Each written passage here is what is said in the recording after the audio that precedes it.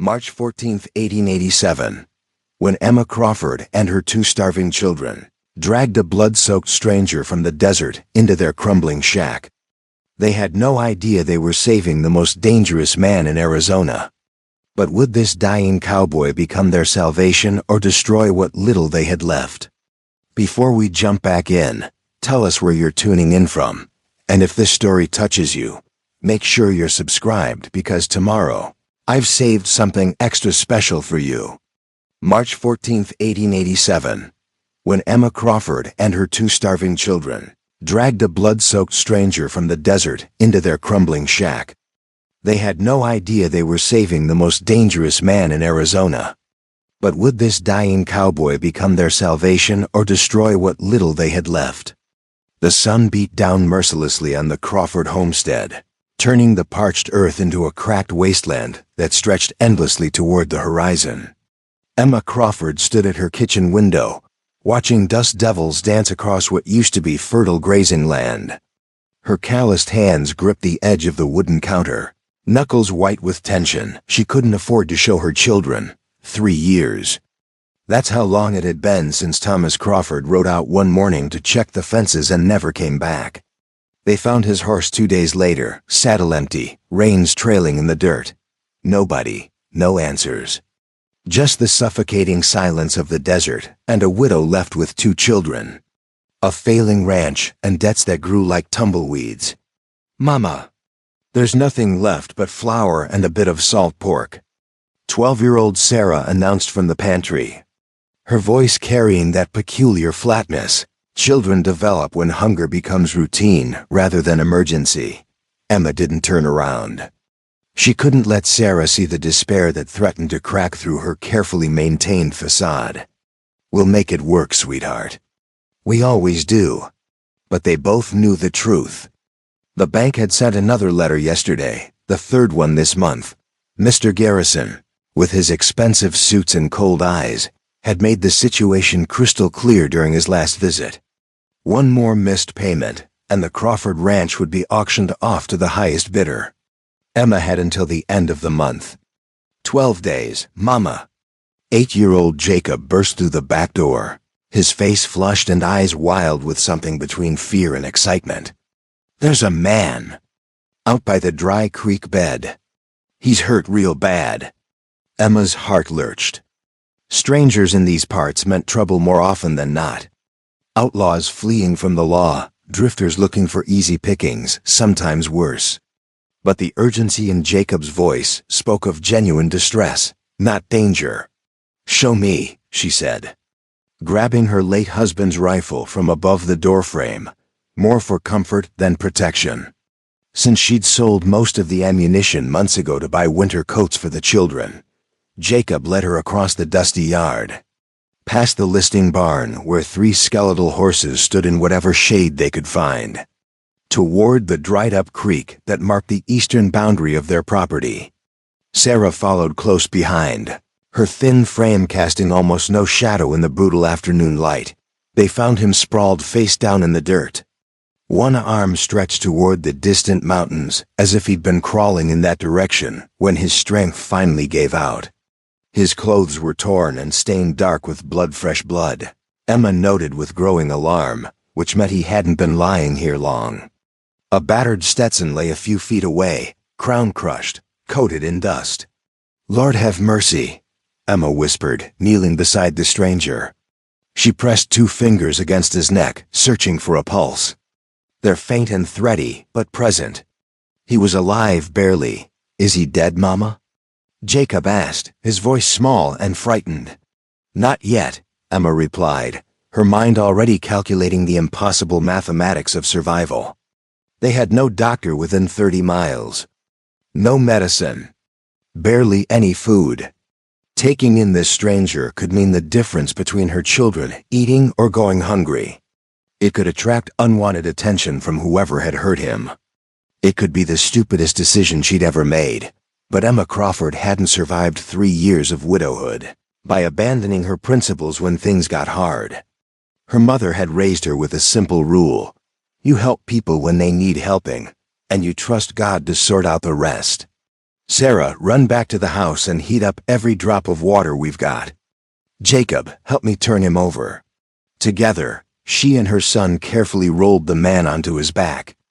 Emma sucked in a sharp breath. He was younger than she'd expected, maybe 35 at most, with a weathered face that spoke of years spent under the merciless sun. A dark beard covered his jaw, and a nasty gash ran from his temple down to his cheekbone, the blood already drying in the heat.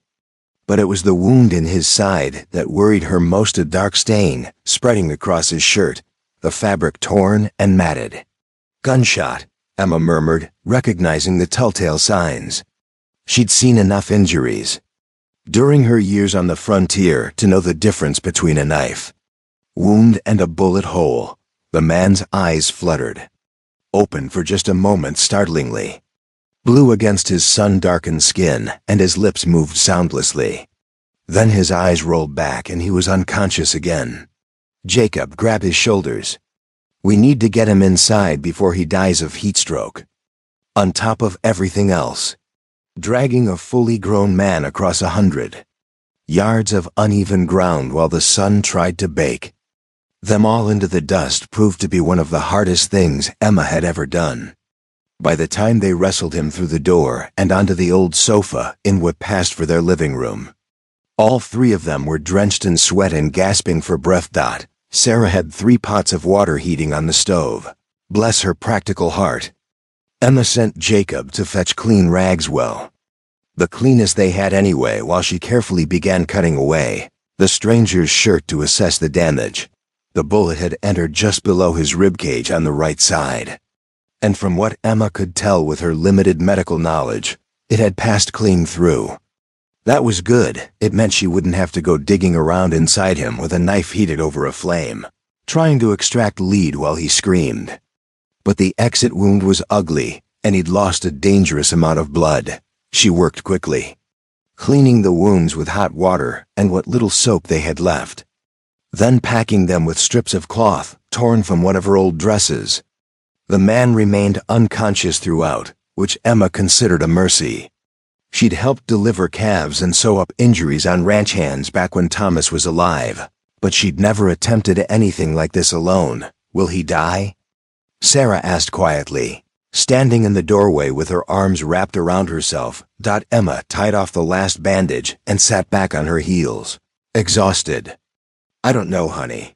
He's lost a lot of blood, and there's always a chance the wounds could fester.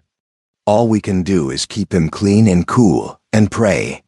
We should turn him in, Sarah said, her voice harder than any 12-year-old should be. He's been shot. That means he's either a criminal or he's got criminals after him. Either way, he's trouble we can't afford. Emma looked at her daughter. This child had been forced to grow up too fast, who'd learned to calculate risk and reward like a bank clerk instead of dreaming like a little girl should. It broke her heart. Maybe you're right, Emma admitted. You're probably right. But he's lying on our sofa bleeding and helpless, and I won't turn my back on someone in need just because it's inconvenient or dangerous. That's not who we are, Sarah. That's not who your father would want us to be. Sarah's jaw tightened, but she nodded. Yes, ma'am. The stranger, whoever he was, remained unconscious for the rest of that day and all through the night. Emma dozed in the rocking chair beside the sofa, startling awake every hour to check his breathing and change his bandages. Fever set in after midnight, as she'd feared it would, and she spent the dark hours sponging his forehead with cool water and praying the infection wouldn't kill him before dawn. He was delirious, muttering fragments of sentences that made no sense. Names she didn't recognize, numbers, once, clearly, they're coming. Have to warn them. His hand would clench and unclench, reaching for something that wasn't there, probably the gun he'd been wearing, now tucked safely away in Emma's bedroom closet, along with the few personal effects they'd found in his pockets. A worn leather wallet containing exactly $3.20. A pocket watch that had stopped at 3:47.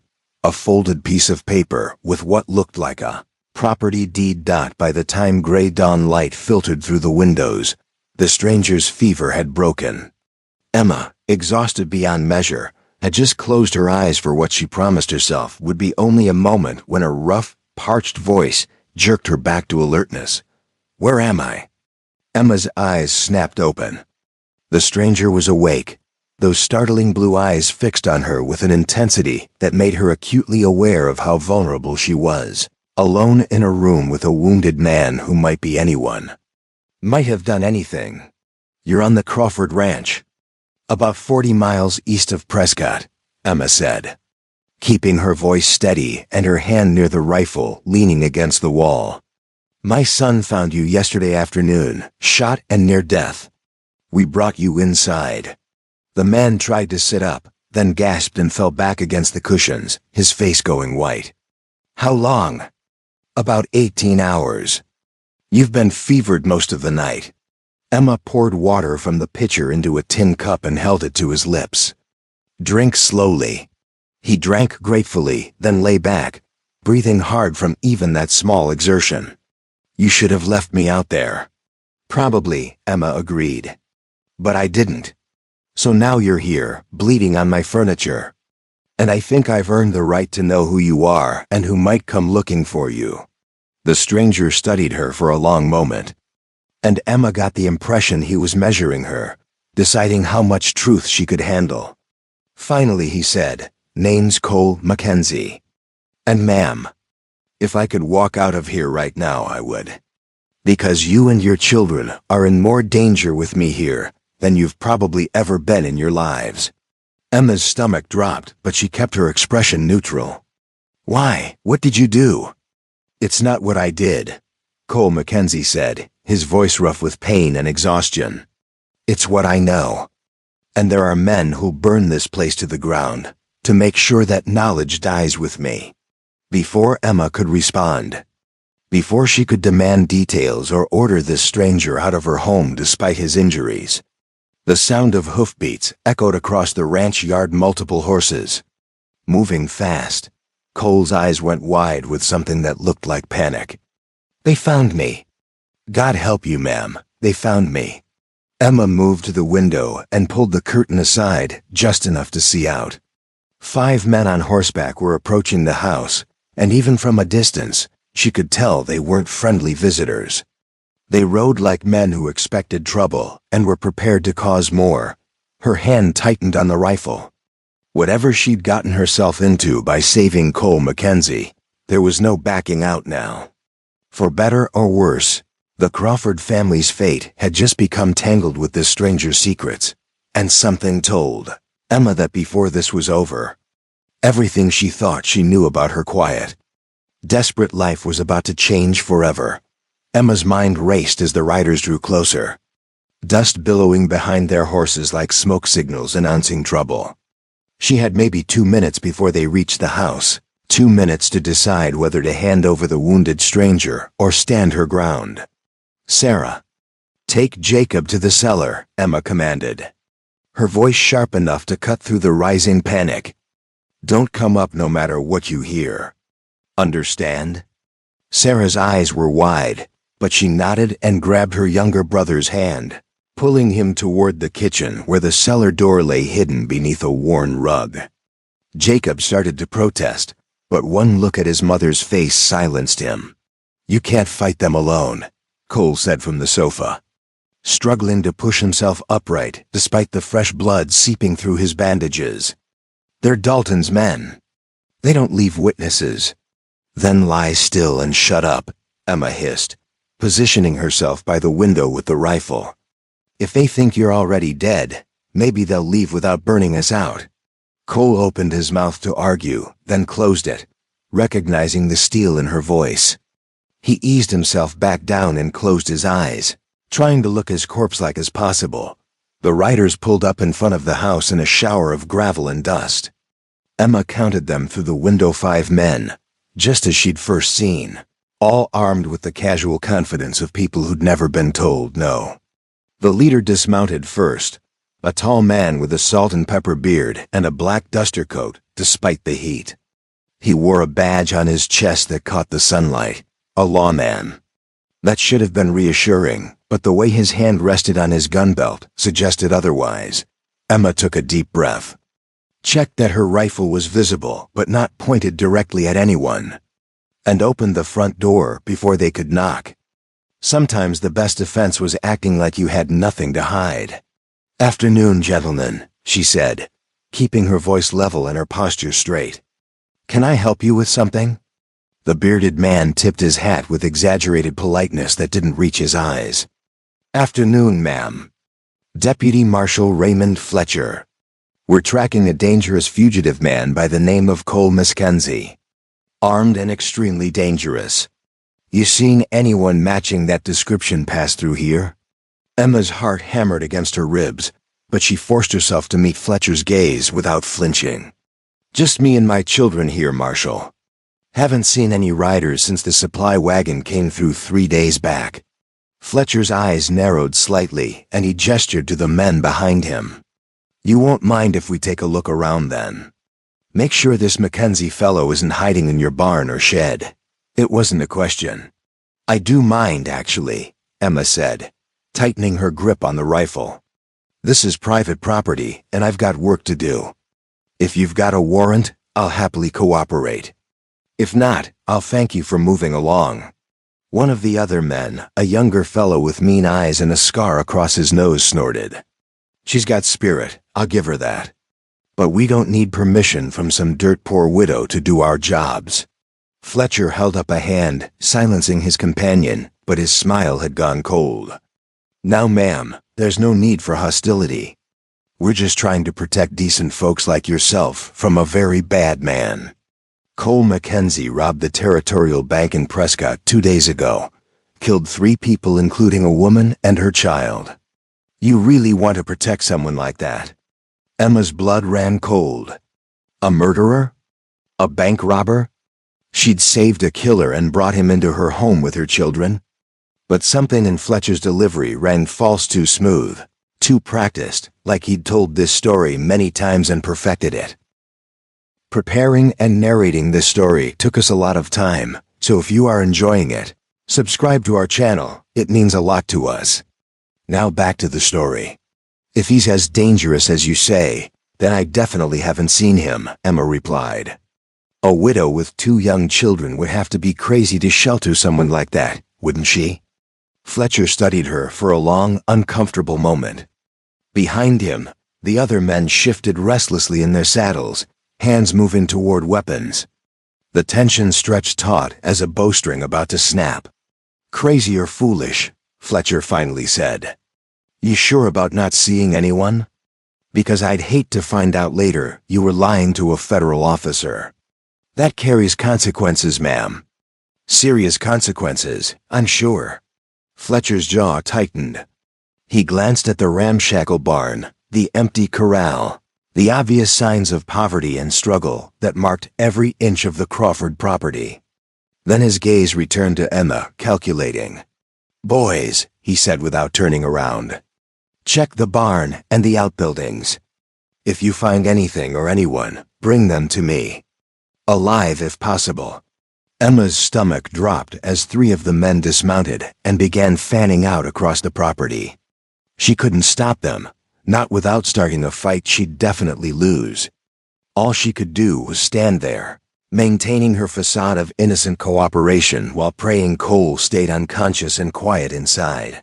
Fletcher remained on the porch, too close for comfort, studying Emma with the intensity of a snake watching the mouse hole. "You got a husband, ma'am?" "Widowed. 3 years now. That's a hard country for a woman alone. Surprised you're still holding on."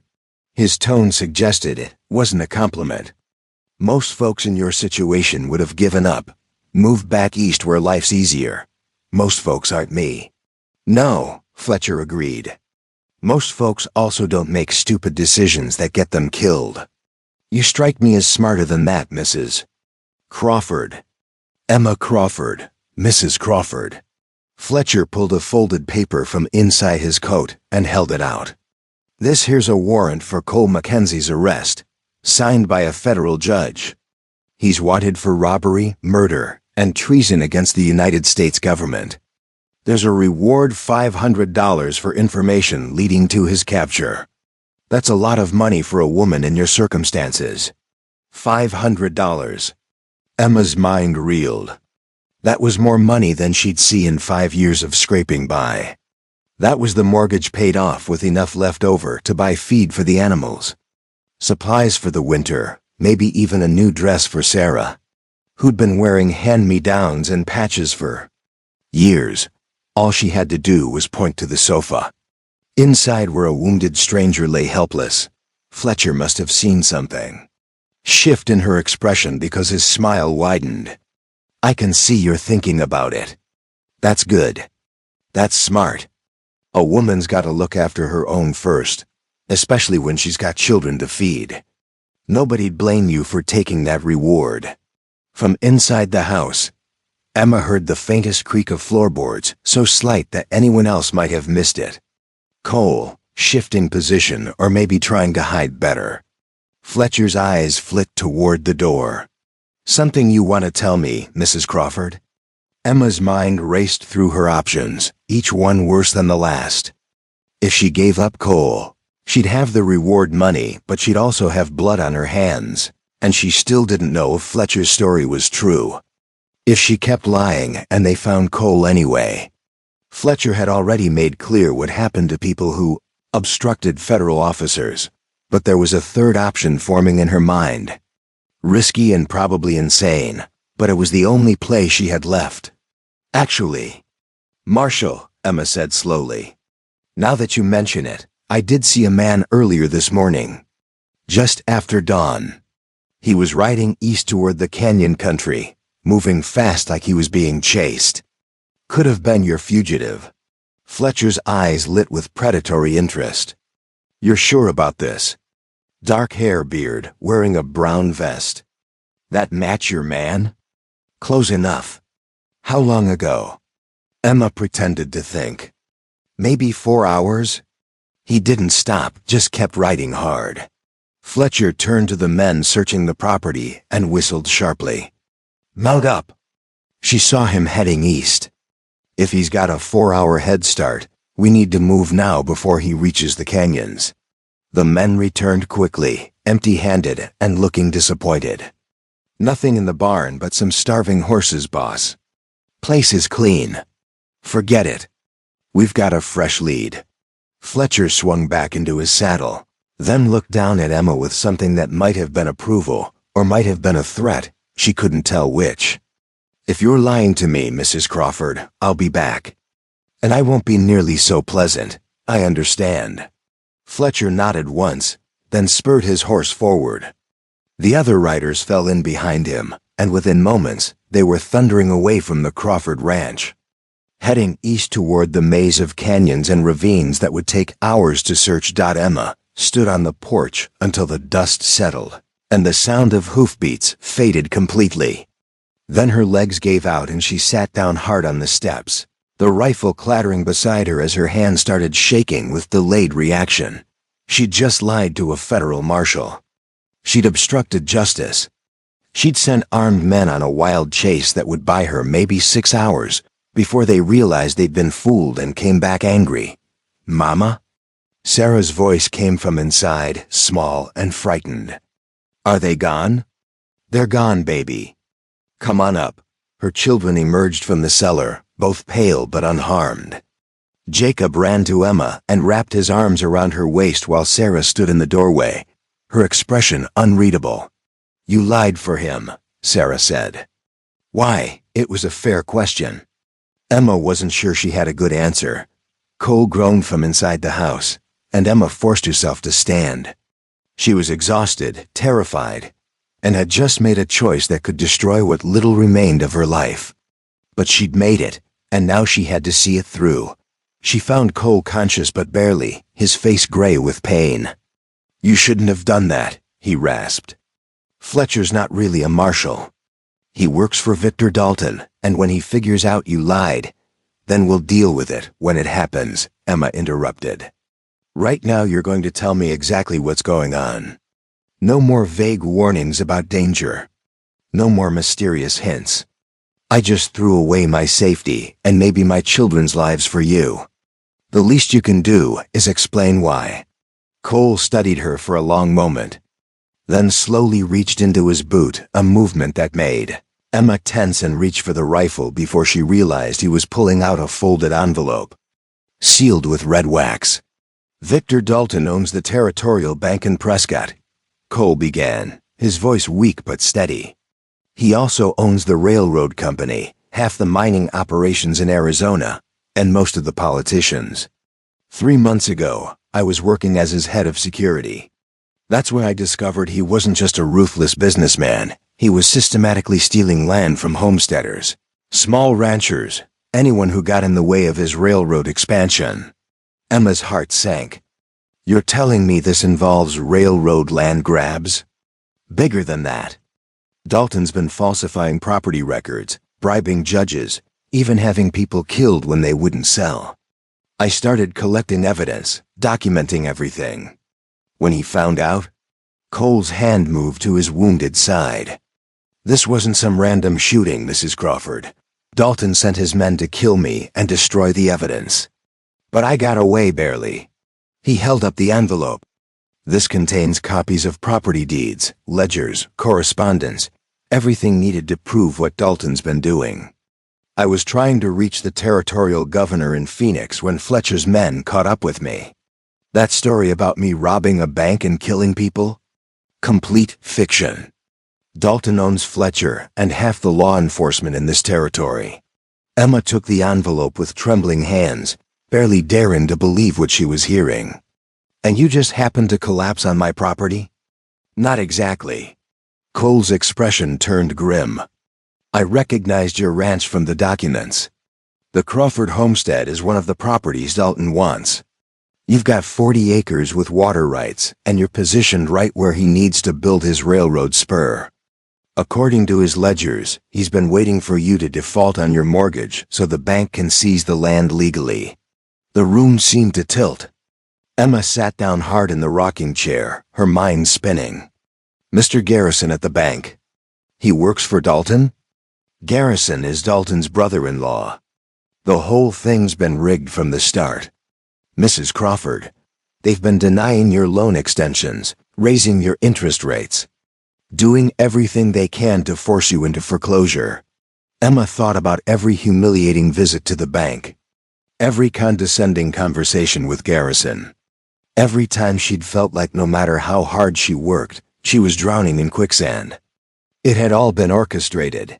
They'd been trying to steal her home, the last thing she had left of Thomas. Rage burned through her exhaustion, hot and purifying. "How many families?" she asked quietly. "How many people has Dalton done this to?" "At least 30 that I could document. More that I suspect. Some of them are dead now, accidents that were never investigated too closely."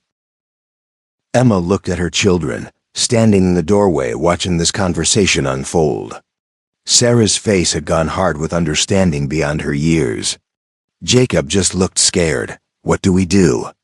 Sarah asked. Cole shifted on the sofa, wincing. "You don't do anything. I need maybe another day to heal enough to travel. Then I'll leave, get this evidence to Phoenix, and you go back to your life. With Dalton exposed, the bank can't touch your property. And in the meantime?" Emma demanded. "Fletcher's going to figure out I lied. He'll come back, probably with more men. You can barely sit up, much less ride. We're sitting ducks here." "I know," Cole admitted. "I'm sorry. I never meant to drag you into this." Emma stood up, her decision crystallizing. "Well, you did. And since running isn't an option and giving up will get us all killed anyway, I guess we're going to have to get creative." She turned to her children. "Sarah, inventory everything we have that could be used as a weapon or barricade. Jacob, check if any of those horses in the barn can actually carry a rider if we need to run. Move." Both children jumped to obey. Recognizing the tone their mother used when argument was pointless. Cole watched Emma with something like admiration. "You're planning to fight." "I'm planning to survive," Emma corrected. "Same thing I've been doing for 3 years. Only difference is now I know who the real enemy is, and I've got proof that can bring him down." That makes me dangerous, Mr. Mackenzie. And people who underestimate desperate mothers with nothing left to lose tend to regret it. For the first time since regaining consciousness, Cole smiled a real smile that reached his eyes despite the pain. Remind me never to get on your bad side, Mrs. Crawford. Too late for that, Emma replied. You already bled all over my sofa. Outside, the sun was beginning its descent toward the western horizon, painting the desert in shades of amber and rust. They had maybe 6 hours before Fletcher realized he'd been duped. 6 hours to prepare for whatever came next. Emma Crawford had survived drought, debt, and the death of her husband. She'd raised 2 children in a land that tried to kill you just for waking up in the morning. And she'd be damned if some railroad baron and his hired thugs were going to take the one thing she had left. The Crawford ranch might be small, poor, and falling apart, but it was hers, and she was going to fight for it.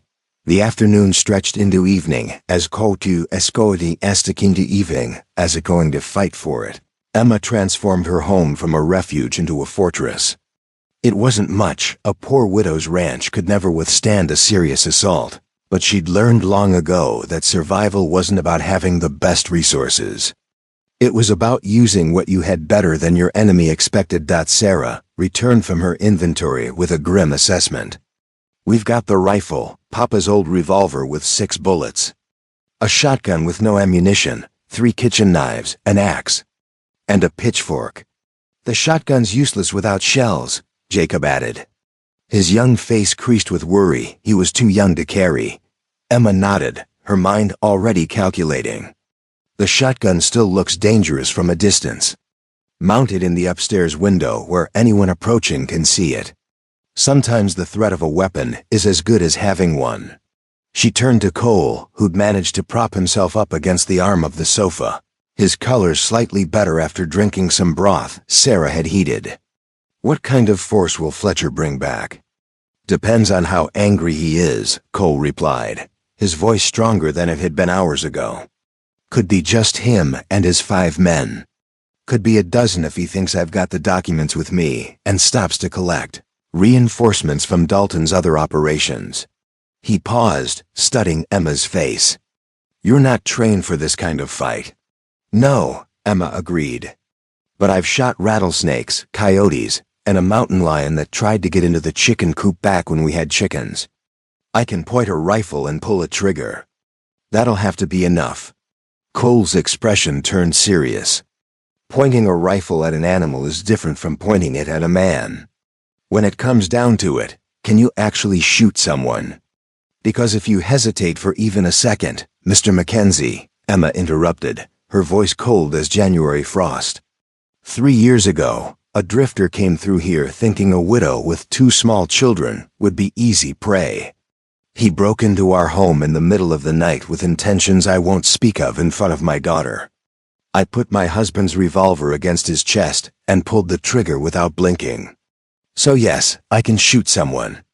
Especially someone threatening my children. The room fell silent. Even Sarah looked surprised.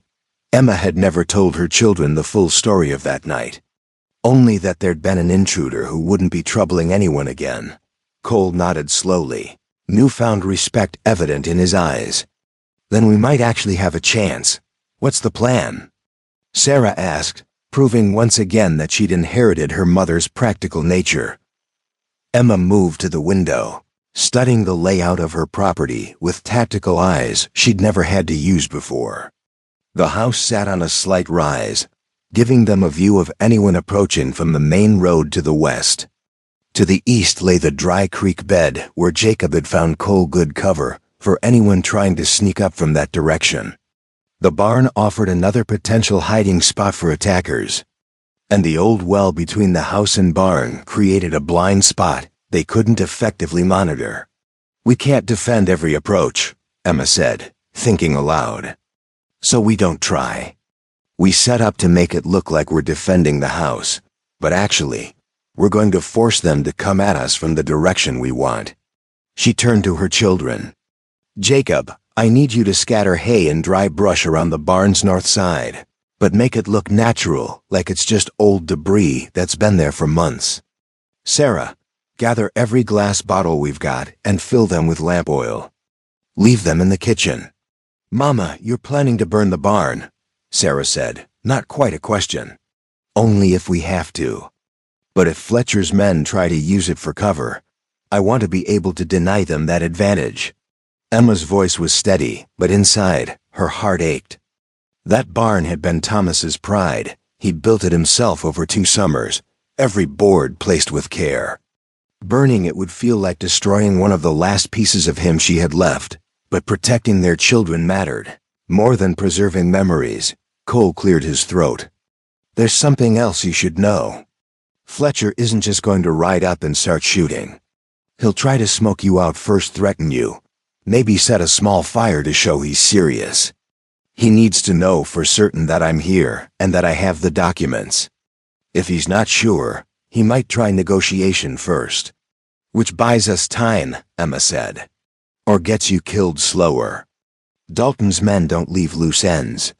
Even if you gave me up right now, Fletcher would probably kill all of you anyway.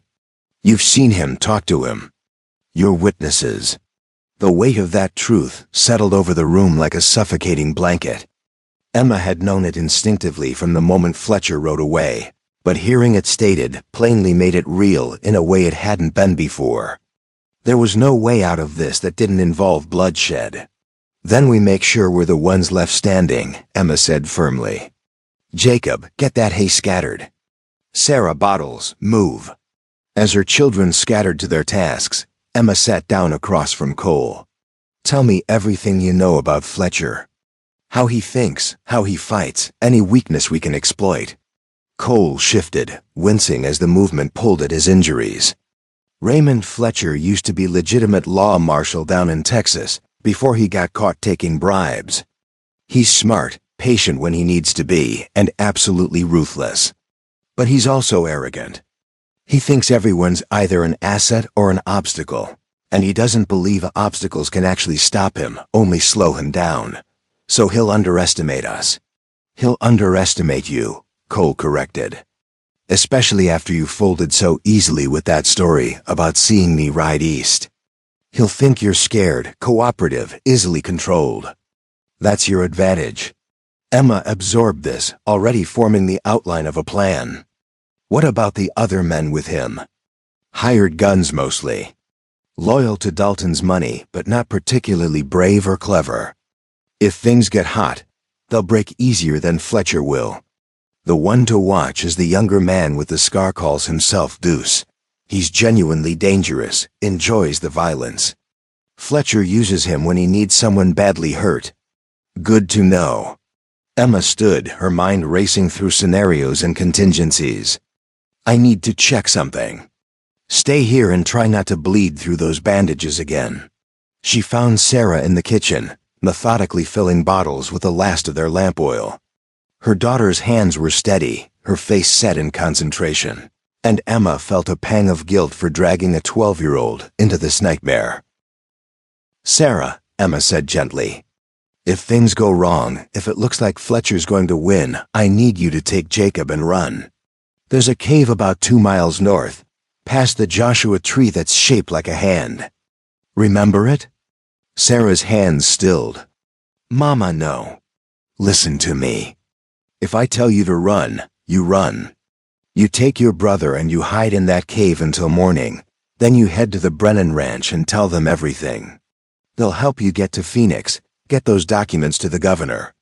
Promise me. I'm not leaving you, Sarah. Emma gripped her daughter's shoulders, forcing the girl to meet her eyes. I'm your mother, and I'm telling you that if it comes down to it, your life and Jacob's life matter more than mine. More than anything. You'll run and you'll survive, and you'll make sure Dalton pays for what he's done. That's not a request. That's an order.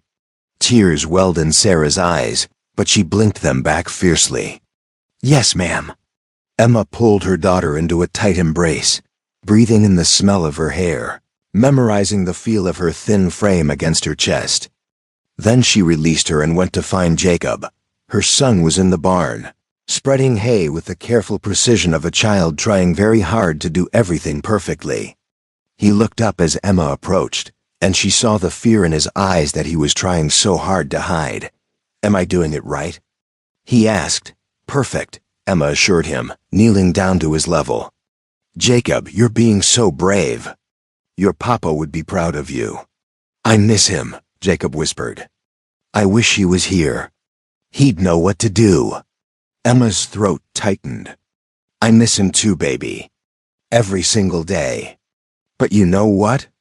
He taught me how to be strong, how to protect what matters. And what matters most in this world is you and your sister. Whatever happens tonight, remember that." She hugged him close, this boy who still smelled like childhood despite everything he'd been forced to witness and endure. Then she stood, straightened her spine, and became the general her family needed.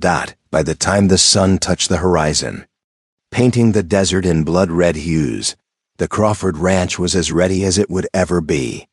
The rifle was loaded and positioned upstairs with a clear sightline to the main approach. The empty shotgun stood propped in the window like a silent threat. Bottles of lamp oil waited in strategic locations with matches nearby. The horses had been moved to the far corral, out of the line of fire. And Emma had hidden Cole's documents in the one place she knew. Fletcher would never think to look inside her late husband's grave marker.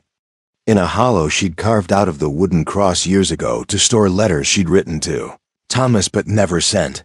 Cole had managed to move himself to a chair by the window, the revolver in his lap. He was still weak, still in pain, but his eyes were clear and focused. Emma had seen that look before on her husband's face when he was preparing for a difficult calving or a dangerous storm, the expression of someone who'd accepted what was coming and was ready to face it. "They'll come after dark," Cole said, watching the dying light. "Fletcher will want the cover, the confusion. Makes it easier to claim whatever happens was justified, that we fired first." "Let them come," Emma replied, checking the rifle's action one more time. "We'll be ready." Sarah appeared in the doorway. "Mama, there's something moving out by the eastern approach. Could be animals, but..." Emma moved to the window Sarah indicated. At first, she saw nothing but deepening shadows and the twisted shapes of Joshua trees against the darkening sky. Then there, a flicker of movement that was too deliberate, too controlled to be wildlife. "They're early," Cole said, tensing. "Fletcher must have figured out my trail went cold faster than expected. He's coming back angry. How many?" Emma asked. Sarah, who had the youngest eyes, squinted into the gloom. "I count 4. No, 5, maybe 6. They're spreading out, trying to surround the house." Emma's heart hammered, but her hands remained steady. "Jacob, get to the cellar now." "Sarah, I need you upstairs with the shotgun. Don't shoot, we don't have shells anyway, but make sure they can see you're armed. Make them think twice about rushing us." "And me?" Cole asked. "You stay alive and keep that gun ready. If anyone makes it inside, you're our last line of defense." As her children moved to their positions, Emma took her place by the front window, rifle barrel resting on the sill. The shadows continued to shift and move, and she realized with growing dread that Sarah's count had been low. There were at least 8 men out there, maybe more. Fletcher had brought reinforcements, a voice called out from the darkness, amplified by the eerie acoustics of the desert evening. "Mrs. Crawford, I know Cole Mackenzie is in there. I know you've been lying to me. Send him out along with whatever documents he stole, and I give you my word you and your children won't be harmed." Emma didn't respond. Words were useless now. Fletcher's promise was worth less than the dust under her feet. "I'm trying to give you a chance here," Fletcher continued, his voice taking on an edge of frustration. "Be reasonable. Mackenzie's a wanted criminal. You're harboring a fugitive. Hand him over, and we can all walk away from this." Still Emma remained silent, her finger resting lightly on the trigger, her eyes scanning the darkness for targets. "Fine," Fletcher shouted. "Have it your way. Boys, light it up." The first torch arced through the air like a falling star, landing in the hay Jacob had scattered near the barn. Within seconds, flames erupted, illuminating the night and revealing the positions of at least 3 of Fletcher's men. Emma didn't hesitate. She aimed at the nearest figure and fired. The rifle's crack split the night, and one of the silhouettes jerked backward with a cry. She'd hit him, maybe not fatally, but enough to take him out of the fight. Answering gunfire exploded from multiple positions, bullets thudding into the house's wooden walls and shattering windows. Emma ducked back from the window, her heart racing, her ears ringing from the cacophony. The battle for the Crawford ranch had begun. From upstairs, Sarah shouted, 3 more coming from the north side. Cole fired from his position, the revolver's bark adding to the chaos. Glass shattered somewhere in the kitchen. Emma moved to a different window, avoiding the pattern Fletcher's men would expect. She spotted another target silhouetted against the growing barn fire and took aim. The night exploded into violence, smoke and flame. And somewhere in the chaos, Emma Crawford, widow, mother, and now fighter, made a promise to herself and her children. They would survive this, no matter the cost. The war for their home, their lives. And their future had only just begun. The barn fire roared skyward, turning night into hellish daylight and casting dancing shadows across the Crawford property. Emma pressed herself against the wall between 2 windows, her breathing controlled despite the adrenaline screaming through her veins. Splinters exploded from the doorframe where a bullet had just struck, showering her with wooden fragments. "Mama!" Sarah's voice cut through the gunfire from upstairs. 2 men breaking off toward the well. Emma spun to the western window, spotting the figures Sarah had called out. They were using the well's stone structure as cover, trying to flank the house. She aimed carefully, leading her target just as Thomas had taught her during target practice years ago, and squeezed the trigger. The bullet struck stone, sending up sparks and chips that drove the men back into the shadows. Not a kill, but it bought them precious seconds. Cole fired twice from his position, each shot deliberate, despite the pain Emma knew he must be feeling. His military training showed in the economical way he moved, conserving energy and ammunition, like a man who'd been in firefights before. "How many rounds do you have left?" Emma called to him. 3, Cole replied grimly. "After that, I'm down to harsh language." Despite everything, Emma almost smiled. Even wounded and outnumbered, the man maintained his composure. The gunfire suddenly ceased, leaving an eerie silence broken only by the crackling of burning wood. Emma's ears rang in the absence of sound, and she realized Fletcher was regrouping, reassessing. She'd wounded at least 1 of his men, maybe 2. That would make him cautious, force him to reconsider his approach. "Mrs. Crawford." Fletcher's voice boomed from somewhere beyond the firelight. "You're only making this harder on yourself. We've got you surrounded. There's no way out." Emma reloaded the rifle with practiced movements, her hands steady. She'd been rationing bullets since Thomas died, making every shot count during hunts. She had maybe 15 rounds left, not nearly enough if this turned into a prolonged siege. "I've got a proposition," Fletcher continued. "You send out Mackenzie and the documents, and I'll let you and your children ride out of here. You can take your horses, whatever supplies you can carry. Start fresh somewhere else." "He's lying," Cole said quietly. "The moment you step outside—" "I know," Emma interrupted. She moved to a different window, refusing to stay in one position long enough to become an easy target. "I'm not negotiating with a man who murders homesteaders for railroad money." Her words carried through the broken windows, and she heard Fletcher's sharp intake of breath even from a distance. Good. Let him know she understood exactly who and what he was. "Mackenzie told you, did he?" Fletcher's tone had shifted, losing its false reasonableness. "Then you know too much." "That's unfortunate, Mrs. Crawford.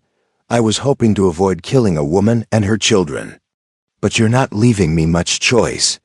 "There's always a choice." "Marshal," Emma shot back, deliberately using his fake title with sarcasm. You could choose to stop working for a criminal. You could choose to do the right thing for once in your miserable life. But we both know you won't, because men like you don't have principles, you have prices. The rage in Fletcher's voice when he responded confirmed Emma had struck a nerve. Burn them out. I want that house reduced to ash with everyone inside it. Torches bloomed in the darkness like deadly flowers. Emma's stomach dropped as she counted them, 6, 7, 8 flames arcing toward the house from multiple directions. Sarah, get down here now. Emma screamed. Jacob, stay in the cellar no matter what. Sarah thundered down the stairs as the first torch crashed through an upstairs window, landing in what used to be Emma's bedroom. Another smashed through the kitchen window. A third bounced off the roof but caught in the dry wood shingles. The bottles, Emma commanded. We need to create a fire break. Sarah grabbed 2 of the oil-filled bottles, understanding immediately what her mother intended. While fire consumed one part of the house, they'd use controlled burns to create barriers the flames couldn't easily cross. It was desperate, dangerous, and probably futile, but it was all they had. Emma snatched up a bottle herself, lit the cloth wick, and hurled it through the window toward the advancing men. The bottle shattered against the ground, erupting in flames that formed a wall of fire between the house and Fletcher's position. 2 more bottles followed, creating a semicircular barrier of burning oil. The heat was becoming unbearable. Smoke filled the house, making breathing difficult and visibility nearly impossible. Emma could hear the fire spreading through the upper floor, consuming 3 years of memories in hungry gulps. We can't stay here much longer. Cole shouted over the roar of flames. He'd managed to stand, leaning heavily against the wall, revolver still gripped in his hand. Emma knew he was right. The house was becoming a death trap. But outside, Fletcher's men waited to cut them down the moment they emerged. It was a choice between burning alive or being shot, neither option acceptable. Then an idea struck her with the force of revelation. The cellar, Emma said urgently. There's a root tunnel Thomas dug runs about 50 yards north and comes up near the tree line. He built it for storage, keeping vegetables cool during summer. It's narrow, but we can fit. Why didn't you mention this before? Cole asked. Because I wasn't sure it was still clear. Haven't used it since Thomas died. Could be collapsed, could be full of snakes or rats. But it's our only chance. Sarah was already moving toward the cellar door. Better than burning. They found Jacob huddled in the corner, eyes wide with terror but tears held back through sheer force of will. Emma's heart broke and swelled with pride simultaneously at her son's courage. We're leaving, baby, Emma said, pulling him close. Through the tunnel. Sarah will go first with a lamp, then you, then Mr. Mackenzie, then me. We move fast and quiet. Understand? Jacob nodded, not trusting his voice. The tunnel entrance was hidden behind a false wall in the cellar. Thomas's paranoia about Indian raids had seemed excessive at the time. But now Emma silently thanked him for his caution. Sarah pried away the boards with the claw hammer, revealing a dark opening barely wide enough for an adult to squeeze through. Above them, the house groaned as fire ate through support beams. They had minutes at most before the entire structure collapsed. Go! Emma urged. Sarah disappeared into the darkness, lamp held high. Jacob followed, his small frame vanishing into the earth. Cole moved next, gasping with pain as he squeezed his wounded body through the narrow passage. Emma cast one last look at the cellar, at the preserved jars she'd spent summer days filling, at Thomas's tools hanging on the wall, at the last physical remnants of the life she'd built here. Then she entered the tunnel and pulled the false wall closed behind her, plunging herself into claustrophobic darkness, lit only by Sarah's distant lamp. The tunnel was exactly as Emma remembered: low, narrow, suffocating. She crawled on hands and knees through dirt that smelled of decay and ancient moisture, her rifle slung across her back, every breath full of dust and fear. Ahead, she could hear Cole's labored breathing. Jacob's whimpers, Sarah's murmured encouragement. The earth pressed down around her like a grave. And for one horrible moment, Emma wondered if they'd simply traded one death for another buried alive instead of burned. But then fresh air touched her face, carrying the scent of sage and desert night. And she knew they'd made it. They emerged near a stand of Joshua trees, covered in dirt and ash, coughing and gasping but alive. Behind them, the Crawford house was fully engulfed, flames shooting 50 feet into the air. Emma could see Fletcher's men silhouetted against the inferno, weapons drawn, waiting for their victims to flee the fire. They had no idea their prey had already escaped. "We need to move," Cole rasped. "They'll figure it out soon enough." "Where?" Sarah asked. "We've got no horses, no supplies, nowhere to go." Emma looked at her children, filthy, terrified, but unbroken. She looked at Cole, wounded and weakening but determined. She looked at the fire consuming everything she'd worked for, everything Thomas had built, and she made her decision. "The Brennan Ranch," Emma said. "It's 8 miles northeast. Walt Brennan owes me a favor. I helped deliver his son 3 years back when the doctor couldn't make it through a storm. He'll give us shelter, horses, whatever we need. Can you make 8 miles? Cole asked Jacob gently. The boy straightened his shoulders. "Yes, sir." "Then we move. Stay low, stay quiet, and if I say run, you run and don't look back." They set off into the darkness, moving away from the burning house toward the rocky terrain that would hide their tracks. Emma led, using stars and memory to navigate. Cole brought up the rear despite his injuries, constantly scanning behind them for pursuit. They'd been walking maybe 20 minutes when Sarah suddenly grabbed Emma's arm. "Mama, stop, listen." Emma froze. At first, she heard nothing but wind and the distant crackle of fire. Then horses. Multiple horses, moving fast, heading their direction. "They found the tunnel," Cole said grimly. "Fletcher's coming." Emma's mind raced. They were exposed, exhausted, nearly out of ammunition. Cole could barely walk, let alone run. Jacob's short legs couldn't maintain the pace they'd need to escape mounted pursuers. But about 100 yards ahead, Emma spotted something that might save them, a cluster of large boulders creating a natural fortress. It wasn't much, but it was defensible terrain with multiple escape routes if things went south. "There," she pointed. "We ford up, make our stand." "We can't fight them all," Sarah protested. "No," Emma agreed. "But we can slow them down, make them pay for every inch. And if we're lucky, Walt Brennan might hear the gunfire and come investigate." It was a thin hope, but it was all they had. They reached the boulders just as the riders came into view. 5 men, Fletcher in the lead. His face a mask of fury, illuminated by the torch one of his men carried. "Take positions," Emma commanded. Her voice calm despite the fear clawing at her insides. "Sarah, you're with Jacob behind the large rock. Cole, can you shoot?" "I can shoot," Cole confirmed, checking his revolver. 3 rounds, 3 targets. Make them count." Emma positioned herself behind a boulder that offered a clear view of the approaching riders while providing solid cover. She chambered around, aimed carefully, and waited. Fletcher reined in about 30 yards away, clearly visible in the torchlight. "End of the line, Mrs. Crawford. You've got nowhere left to run. Come out now, and I promise it'll be quick." Emma's finger tightened on the trigger.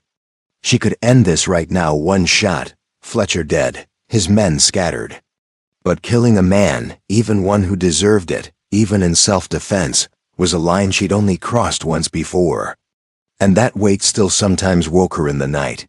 But then she thought of Jacob's frightened face, Sarah's fierce courage, the life they deserved to live, free from men like Victor Dalton and Raymond Fletcher. She thought of Thomas, and what he would do to protect his family. Emma took a breath, steadied her aim, and fired. The shot rang out like judgment across the desert night.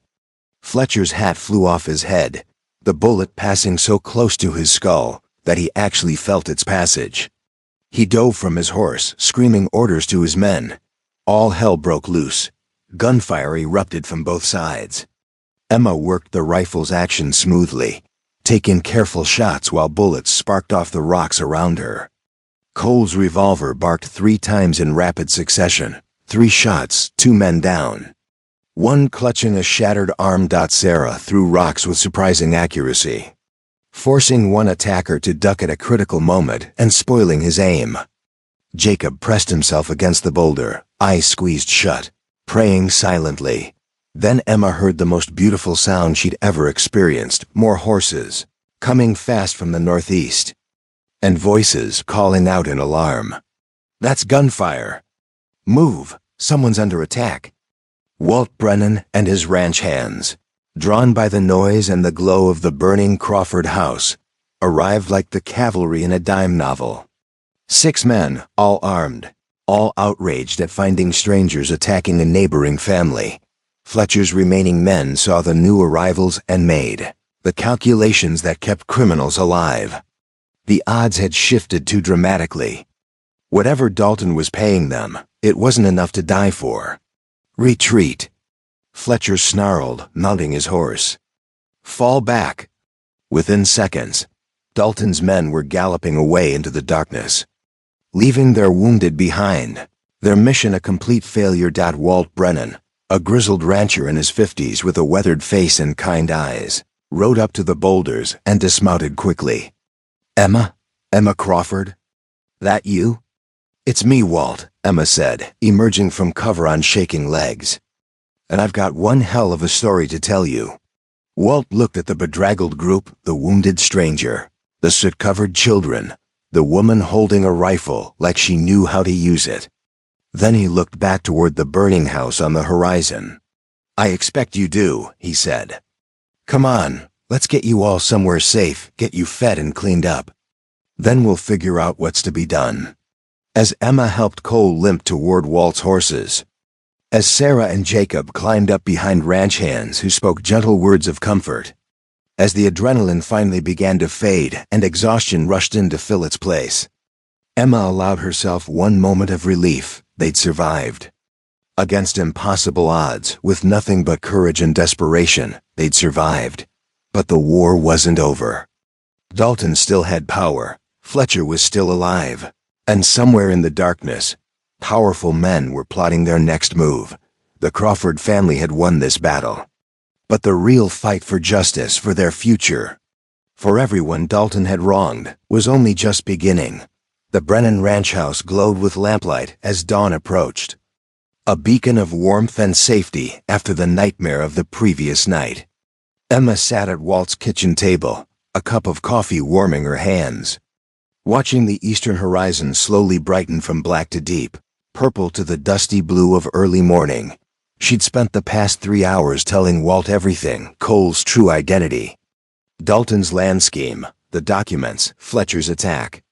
Walt had listened without interruption, his weathered face growing darker with anger as the full scope of the conspiracy became clear. "So Dalton's been doing this to families all across the territory," Walt said finally, his voice tight with controlled fury. "And nobody stopped him because he owns the law." "Not all of it," Cole interjected from where he lay on Walt's sofa, freshly bandaged by Walt's wife Martha. "Just enough to make resistance seem futile. That's how men like Dalton operate. They don't need to control everything, just the critical pressure points. A judge here, a marshal there, the right bank officials. Suddenly honest people have no recourse." Walt stood and paced to the window, staring out at his own land. 40 years of backbreaking, work that could be stolen with falsified documents and corrupt officials. "How many ranches has he taken?" "At least 30 that I documented," Cole replied. "But I suspect it's closer to 50 or 60. Some families just disappeared, moved away suddenly, or had accidents. Dalton's been building this empire for almost 5 years. And nobody connected the dots because each case seemed isolated. Until you started digging. Until I couldn't ignore what I was seeing anymore." Cole's voice carried the weight of guilt. "I worked for him for 2 years before I understood what he really was. By then, I'd helped him hurt people. That's on me." That's why I gathered the evidence, trying to make it right. Emma studied Cole's face, seeing the genuine remorse there. He'd been Dalton's enforcer, his head of security, complicit in the machinery of exploitation, even if he hadn't fully understood it. That kind of guilt didn't wash away easily. Martha Brennan appeared from the back rooms where she'd put Sarah and Jacob to bed in her own children's old rooms. "The little ones are finally asleep," she said softly. Poor things were so exhausted, they could barely keep their eyes open. "Thank you, Martha," Emma said, her voice thick with emotion. "For everything. I don't know what we would have done if you hadn't." "Hush now," Martha interrupted gently, placing a weathered hand on Emma's shoulder. "Your family, Emma. You helped bring our Samuel into this world when we thought we might lose him. You think we'd turn our backs when you needed us?" Walt returned to the table, his jaw set with determination. "The question is, what do we do now? Those documents Cole collected are the only proof we've got, and Dalton knows we have them. He's not going to stop until he gets them back, or kills everyone who's seen them." "We take them to Phoenix," Emma said. "Straight to the territorial governor, like Cole originally planned. Get them published in newspapers. Make the evidence so public that Dalton can't suppress it." "Phoenix is 200 miles of hard riding," Walt pointed out. "Fletcher will have men watching every road, every town between here and there. Moment we make a move, they'll know." Cole shifted on the sofa, pain flashing across his face. "Walt's right.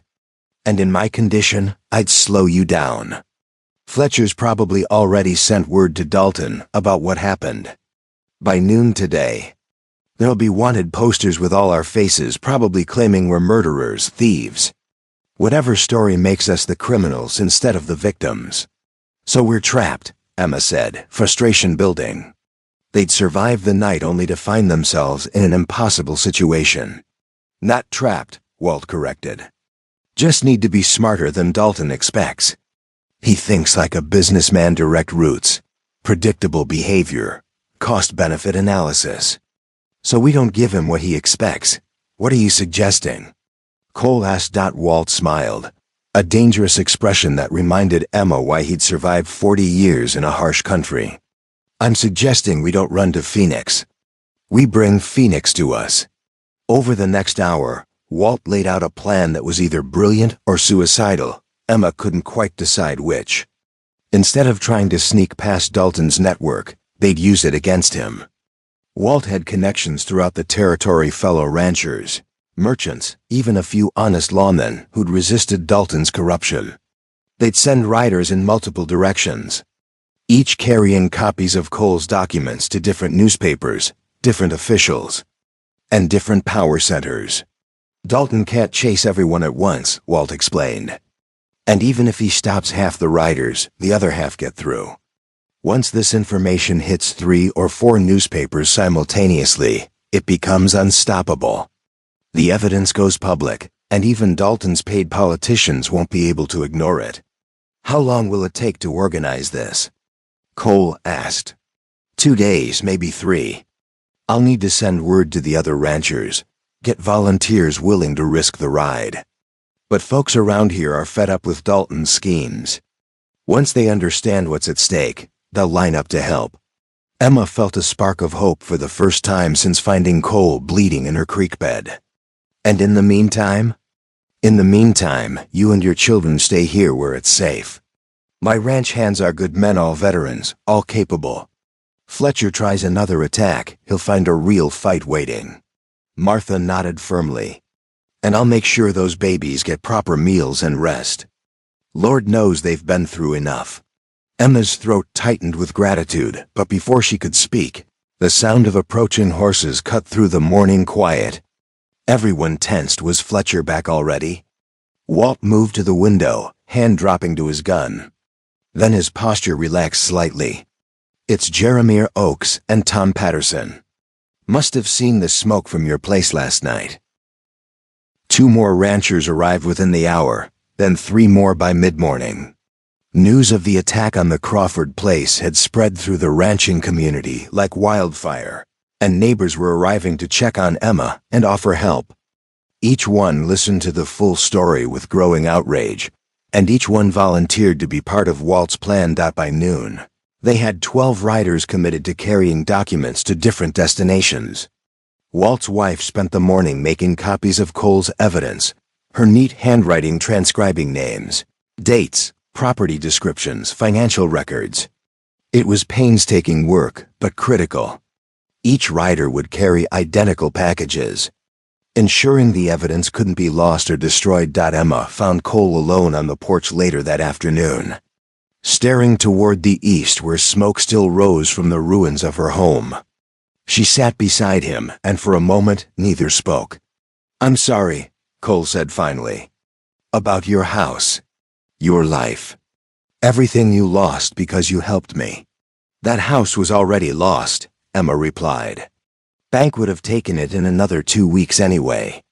At least this way, I'm fighting for something that matters. And maybe, just maybe, we'll stop Dalton from doing to other families what he did to mine. You're a remarkable woman, Mrs. Crawford. I'm a desperate woman with nothing left to lose." "That's different." Cole turned to face her. "No, it's not. I've met plenty of desperate people. Most of them fold when things get hard. You didn't. You stood and fought even when the smart move was to give me up and save yourself. That takes character." Emma considered this. "My husband used to say that character is what you do when nobody's watching and nothing's at stake. I think that's wrong. Real character is what you do when everyone's watching and everything's at stake. That's when you find out who you really are." "Then I hope I measure up," Cole said quietly. "Because Dalton's going to come at us with everything he has. This isn't over. I know. But at least now we're not facing him alone." The next 2 days passed in a flurry of activity. Riders came and went, carrying messages and supplies. Walt's ranch became a command center for what was essentially a rebellion against Dalton's corrupt empire. Maps were studied, routes planned, contingencies debated. Sarah helped Martha with the copying work, her careful handwriting proving almost as neat as the older woman's.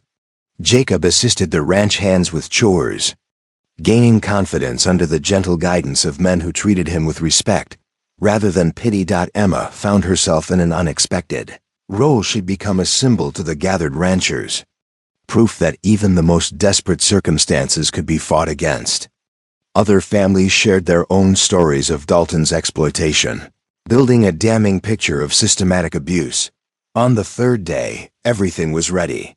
12 riders would leave at dawn, each heading in a different direction: Phoenix, Tucson, Flagstaff, even 2 heading all the way to California, where major newspapers might pick up the story. They'd leave in staggered departures, avoiding patterns Fletcher's men might intercept. That evening, Emma sat with her children in the room Martha had given them. Sarah brushed out her hair while Jacob dozed in the corner, exhausted by honest work and full meals. "What happens after?" Sarah asked quietly. "After the newspapers publish the story and Dalton gets arrested, what do we do then?" It was a fair question. The Crawford house was gone, reduced to ash and rubble. Even if they won, even if justice prevailed, they'd be starting from nothing with no clear path forward. "I don't know," Emma admitted. "Maybe we rebuild the land that's still ours legally.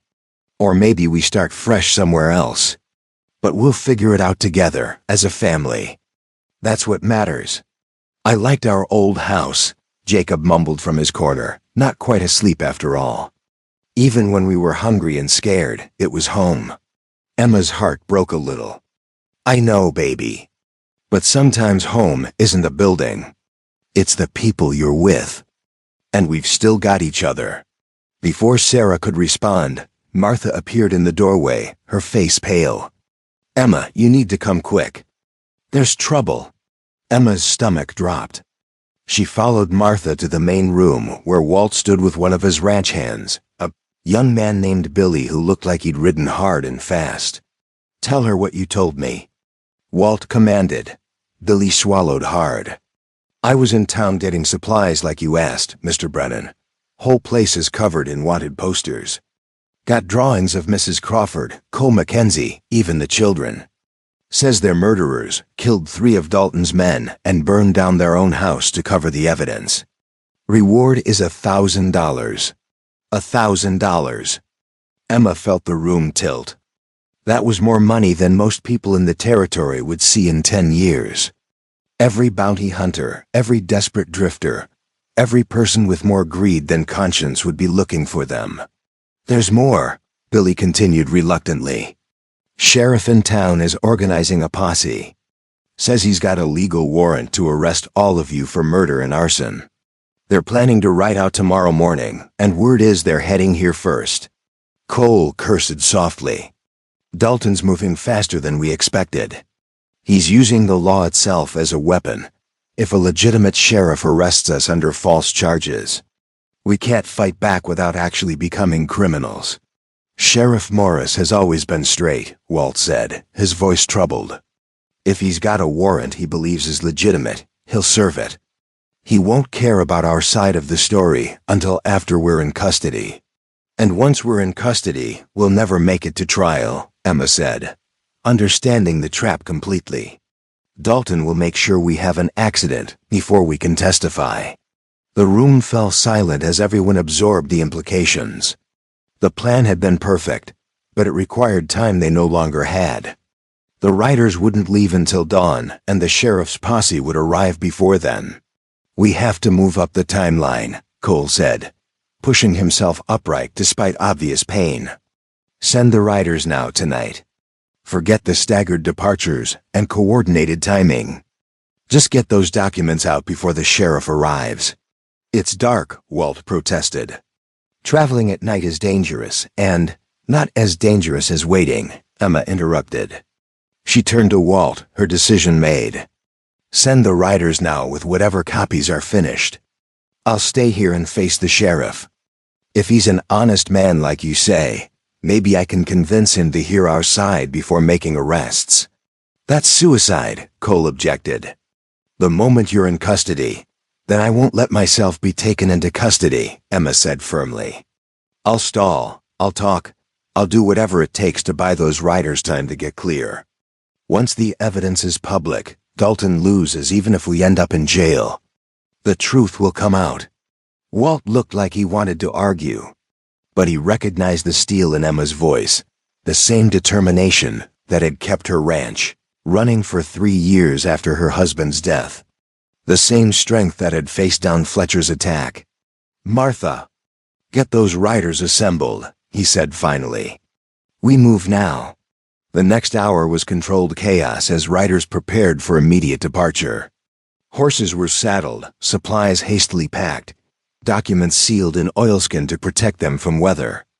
Emma watched from the porch as each rider departed into the darkness, carrying hope and evidence in their saddlebags. Sarah appeared beside her, having put Jacob back to bed.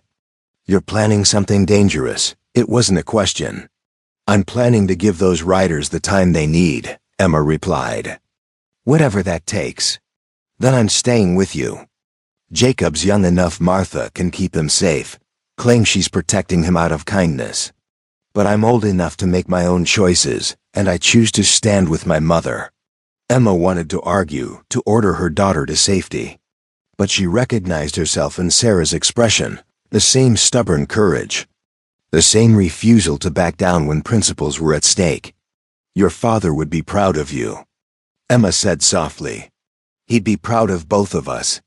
Sarah replied. As the last rider disappeared into the night, and the eastern horizon began its slow shift toward dawn, Emma prepared to face whatever was coming.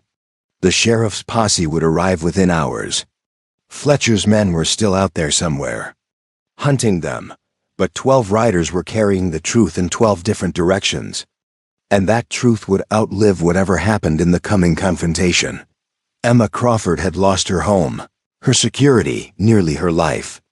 But she hadn't lost her purpose or her courage.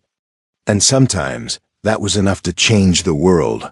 The final battle was approaching. And this time, Emma intended to win, no matter the cost. Dawn broke over the Brennan Ranch with deceptive, beauty pink and gold light, painting the desert in watercolor hues that belied the tension crackling through the air. Emma stood on the porch with Walt and Cole, watching the horizon for dust clouds that would signal the approaching posse. "They'll come from the south," Walt predicted, studying the landscape with a lifetime's experience. "Morris knows these trails better than anyone. He'll take the direct route from town." "How many men will he bring?"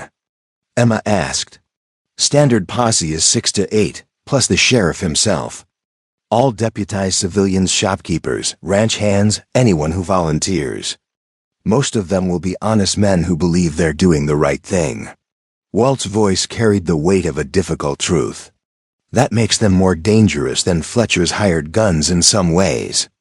They won't question the warrant, won't hesitate to use force if they think we're resisting legitimate authority." Cole leaned against the porch railing, his color better after 3 days of rest and Martha's cooking, but still visibly weakened. "Our best play is to cooperate initially. Let Morris state his business, present the warrant. That buys time for the riders to get farther from here." "And then what?" Sarah asked from the doorway. She'd insisted on being present for this conversation, despite Emma's attempts to shield her. "We just let them arrest us? Put us in a cell where Dalton can have us killed." "We stall," Emma said. "We ask questions, demand to see evidence, request time to gather our things. Every minute we delay is another mile the riders put between themselves and pursuit." Walt nodded approval. "I'll do most of the talking. Morris and I go back 30 years. He might listen to me when he wouldn't listen to strangers. But Emma, if things go sideways, if it looks like they're going to take you by force, you get Sarah and run. My ranch hands will provide cover." "I won't leave Cole defenseless," Emma protested. "I can take care of myself," Cole interjected. "Or at least, I can cause enough commotion to cover your escape. Mrs. Crawford, you've already lost everything trying to help me. I won't be responsible for you losing your freedom or your life too." Before Emma could argue, Billy called out from his lookout position near the barn. "Dust cloud. South approach, just like you said, Mr. Brennan. Maybe a dozen riders." Emma's heart rate kicked up, but her hands remained steady. She'd faced death 3 days ago when Fletcher's men attacked. A sheriff's posse, even an honest one serving a corrupt warrant, somehow seemed less terrifying than men actively trying to murder her children. "Everyone take your positions," Walt commanded. "Hands visible, weapons holstered. We're law-abiding citizens cooperating with legal authorities. That's the story, and we stick to it." Martha emerged from the house, having finally convinced Jacob to stay hidden in the back room, with 2 of the ranch hands guarding him. She took her place beside Walt, her presence a statement. This family stands together. The riders materialized from the morning haze, moving at a steady pace that suggested confidence rather than urgency. Sheriff Tom Morris led them, a stocky man in his 50s with steel-gray hair and a face weathered by decades of sun and hard decisions. Emma recognized several of the men behind him, the blacksmith from town, a couple of ranch hands from neighboring spreads, even old Cyrus Webb who ran the general store, ordinary men doing what they believed was their civic duty. The posse pulled up 20 yards from the house, maintaining a cautious distance. Morris dismounted slowly, his hand resting on his gun belt in a gesture that was more habit than threat. "Walt," he called out. "Didn't expect to find you mixed up in this." "Morning, Tom," Walt replied, his voice carefully neutral. "What brings you out this way so early?" Morris pulled a folded paper from his coat pocket. "Got a warrant here for the arrest of Emma Crawford, Cole Mackenzie, and 2 minor children, Sarah and Jacob Crawford. Charges include murder, arson, obstruction of justice, and harboring a fugitive. I'm here to serve that warrant and bring them back to town for trial." "That's an interesting piece of fiction," Cole called out from the porch. "Who signed that warrant, Sheriff?" "Let me guess, Judge Harrington?" Morris's jaw tightened. Judge Harrington is a duly appointed territorial judge. His signature makes this warrant legal and binding. Judge Harrington is also Victor Dalton's cousin, Cole continued. Which makes that warrant worth less than the paper it's printed on. I don't know anything about that, Morris said, but Emma detected uncertainty in his voice. What I know is 3 men are dead, Dalton's men, and the Crawford place burned to the ground with evidence suggesting arson. That warrants investigation at minimum, arrest on probable cause at maximum. I'm just doing my job. Walt stepped forward, hands clearly visible. Tom, those 3 men weren't murdered. They were killed attacking Mrs. Crawford's home in the middle of the night. That's self-defense, not murder. And the house burned because they set it on fire trying to kill her and her children. You're being used. So you say, Morris replied. But I've got sworn statements from Deputy Marshal Fletcher and 4 witnesses saying otherwise. They claim Mackenzie robbed the Territorial Bank in Prescott, that Mrs. Crawford helped him escape, and that they burned the evidence to cover their tracks. Fletcher's not a real marshal, Emma said, finally speaking up. He works for Dalton. All of this, the warrant, the charges, the witnesses it's fabricated to cover up a land fraud scheme that's been going on for years. Morris's expression suggested he wanted to believe her. But doubt warred with duty on his weathered face. That's a serious accusation, ma'am. You got proof? We have documents, Walt said carefully. Evidence showing Dalton's been systematically stealing homesteads through fraudulent foreclosures and falsified property records. Cole Mackenzie was Dalton's head of security until he discovered what was really going on. That's why Fletcher's been trying to kill him to keep that evidence from reaching the territorial governor. Show me these documents, Morris demanded. Emma's mind raced. The original documents were safely hidden, and the copies had left with the writers hours ago. Showing Morris anything would mean revealing their location, potentially compromising the entire plan. The documents are being delivered to proper authorities as we speak, Cole said.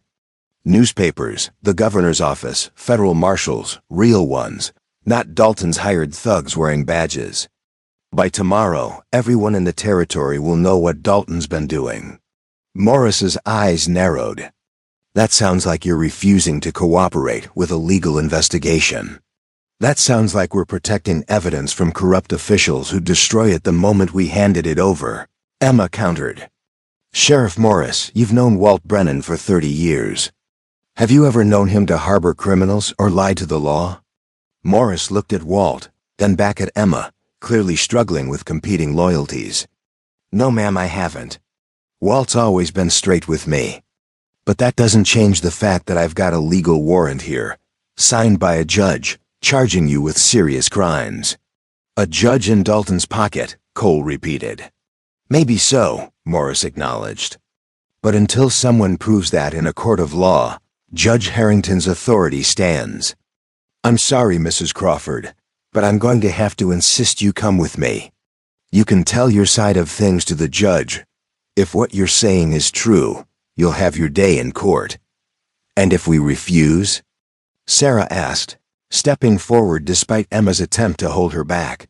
Morris's expression softened slightly looking at the young girl. Then I'll have to take you by force, and I really don't want to do that. Especially not with children involved. She's right to refuse, a new voice called out. Emma's heart sank as Raymond Fletcher rode into view from the eastern approach, accompanied by 6 men all armed, all wearing the hard expressions of professional killers.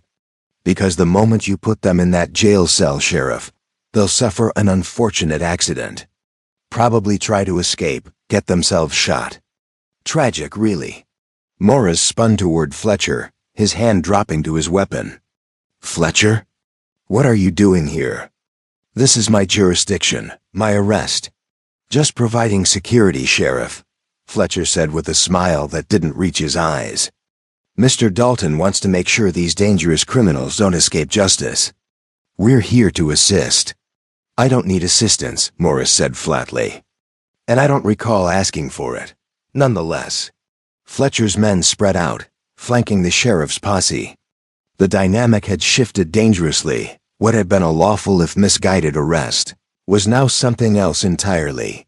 Walt's ranch hands emerged from strategic positions around the property. Rifles visible but not yet aimed. The Brennan Ranch suddenly bristled with armed men on multiple sides, all watching each other with the wary tension of powder kegs awaiting a spark. "Everyone calm down," Morris ordered, sensing the situation spiraling out of control. "Fletcher, you and your men stand down. I'm handling this." "With respect, Sheriff, you're not handling it fast enough," Fletcher replied. "Dalton wants these people in custody, now. Every minute we waste gives them time to spread their lies and propaganda." "You mean spread the truth?" Cole called out. "Tell me, Fletcher, how many families have you helped Dalton destroy? How many people have died because they got in the way of his railroad expansion? Does it keep you up at night, or have you gotten so good at being a monster that you sleep just fine?" Fletcher's face darkened with rage. "You're a dead man, Mackenzie. Only question is whether you die in the next 5 minutes or the next 5 hours. Raymond." Morris's voice carried a warning. "Stand down. This is still a lawful arrest, and it will be conducted according to procedure. No one gets shot unless they resist with violence." "Sheriff Morris," Emma said, her voice cutting through the tension. "Look around. Really look. You've got 10 honest men with you, neighbors, friends, people you've known for years. Fletcher's got professional killers. If shooting starts, how many of your men die first? The blacksmith? Young Tommy from the Patterson Ranch? Cyrus Webb, who's got grandchildren waiting for him to come home?" Morris's jaw worked, and Emma could see the calculations running behind his eyes. He was an honest man trying to do his duty, but he wasn't stupid. He could see the trap closing around him as clearly as Emma could. "What are you suggesting?" Morris asked carefully. "I'm suggesting this warrant is garbage, and you know it," Emma replied. "I'm suggesting Dalton used your reputation and your honesty to legitimize a murder dressed up as law enforcement. I'm suggesting that if you serve that warrant, you become complicit in everything Dalton's done. Those are serious accusations without proof. The proof is being delivered to the territorial governor and 3 major newspapers as we speak." Walt interjected. "Give it 24 hours, Tom. That's all we're asking. 24 hours for the truth to come out. If we're lying, if the evidence doesn't support our claims, we'll surrender peacefully and face whatever consequences are appropriate. And if the evidence does support your claims?" Morris asked. "Then Dalton goes to prison, Fletcher and his men get arrested for attempted murder. And you get to sleep at night, knowing you didn't help execute an innocent woman and her children." Morris looked at Fletcher, at his posse, at the armed ranch hands surrounding them. He looked at Emma dirty, exhausted, defiant, and at Sarah standing beside her mother with the same fierce courage. He looked at Walt Brennan, a man he'd trusted for 3 decades. Then he looked at the warrant in his hand. "Fletcher," Morris said slowly, "I'm going to need you to explain something to me. This warrant was issued yesterday afternoon, less than 24 hours after the Crawford place burned. How did Judge Harrington write such a detailed warrant so quickly? How did he know to include charges of harboring a fugitive when, by your own account, you didn't discover Mackenzie was at the Crawford Ranch until the night of the fire?" Fletcher's expression flickered, just for a moment, but long enough for Emma to see the flash of uncertainty. He hadn't expected Morris to start analyzing the timeline. "The judge received information from confidential sources," Fletcher said. "What sources? From where?" "The Crawford Ranch is 40 miles from Prescott. Even if you sent a rider immediately after the attack, they couldn't have reached the judge, had a warrant drafted and signed, and gotten back to town before dawn. The timing doesn't work, Raymond." "Sheriff, you're overthinking this." "No," Morris interrupted, his voice hardening. "I'm thinking about it exactly as much as I should have from the beginning. This warrant is dated and signed 12 hours before you could have possibly provided the information it claims to be based on. Which means it was prepared in advance. Which means someone knew about the attack on the Crawford place before it happened." The pieces were falling into place behind Morris's eyes, and Emma could see the moment he understood. The warrant wasn't justice, it was premeditation. Dalton had prepared the paperwork before Fletcher ever rode out to attack Emma's home, anticipating either her death or her arrest, making sure every outcome served his purposes. "I think," Morris said carefully, his hand moving toward his gun, "that I need to have a long conversation with Judge Harrington about how he prepares his warrants." Fletcher's patience snapped. "You stupid, stubborn fool. You really think your honesty matters? You think procedure and law are going to protect you from what's coming?" His hand dropped toward his weapon. Time seemed to slow. Emma saw Fletcher's draw beginning, saw Morris reaching for his own gun, saw Walt's ranch hands raising rifles. She saw Sarah beside her, too close to the danger, too exposed, and she saw Fletcher's gaze fix on her with murderous intent. If he was going down, he'd take his primary target with him. Emma's hand found the pistol at her belt, Walt's spare weapon, loaded and ready. She didn't think, didn't hesitate, didn't do anything but react with the instinct of a mother protecting her child. The gun bucked in her hand. Fletcher's weapon cleared his holster, but his aim went wide as Emma's bullet struck his shoulder, spinning him sideways. His shot went wild, whining off stone somewhere behind the house. Then everyone was shooting. The morning erupted into chaos, gunfire echoing off the ranch house. Men shouting orders, horses screaming and rearing. Morris's posse scattered, diving for cover, most of them unwilling to shoot at their neighbors. Fletcher's men returned fire with professional efficiency, targeting the ranch hands who dared to oppose them. Emma grabbed Sarah and yanked her behind a water trough as bullets tore through the air where they'd been standing. Cole fired from the porch, his shots measured despite the pain he must be feeling. Walt and his men fought with the grim determination of people defending their home, and Sheriff Morris honest, duty-bound Tom Morris made his choice. He aimed his weapon not at Emma or Walt, but at Fletcher's men, and opened fire. "Hold position," Morris shouted to his posse. "These are Dalton's men, not lawmen. Protect the civilians." The battle shifted. What had been an overwhelming assault became a confused melee as Fletcher's hired guns found themselves surrounded by angry ranchers and a sheriff who'd finally understood which side of history he wanted to be on. Fletcher, clutching his bleeding shoulder, screamed orders to his men. "Kill them all. No witnesses. Burn this place like we burned Crawford's." But his men were already retreating, recognizing a losing fight when they saw one. 2 were down, another wounded. The rest broke and ran for their horses, more interested in survival than Dalton's money. Fletcher himself tried to mount his horse one-handed, rage and pain contorting his features. But his wounded arm wouldn't cooperate, and he stumbled. Cole appeared beside him, revolver pointed at Fletcher's head. "Don't move. It's over." "It's never over." Fletcher spat blood.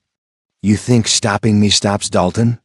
He's got 50 more just like me. 100. He owns this territory." "Not anymore," Cole replied. "By tonight, every newspaper from here to California will know exactly what he is. His empire is finished." Morris approached, deputies flanking him, and removed Fletcher's weapons. "Raymond Fletcher, you're under arrest for attempted murder, conspiracy, and about a dozen other charges I'll think up while we ride back to town." Fletcher laughed a bitter, broken sound. "You're arresting me? On whose authority? Dalton owns the judge, owns half the territorial officials. You think this changes anything?"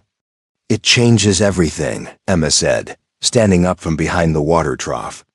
Her hands were still shaking, but her voice was steady. "Because people know now. The truth is out there, spreading faster than you can stop it. And once people know what Dalton is, once they understand how many families he's destroyed, all his bought judges and corrupt officials won't save him." Morris looked at Emma with newfound respect. "I apologize, Mrs. Crawford. I almost made a terrible mistake." "You figured it out in time," Emma replied. "That's what matters."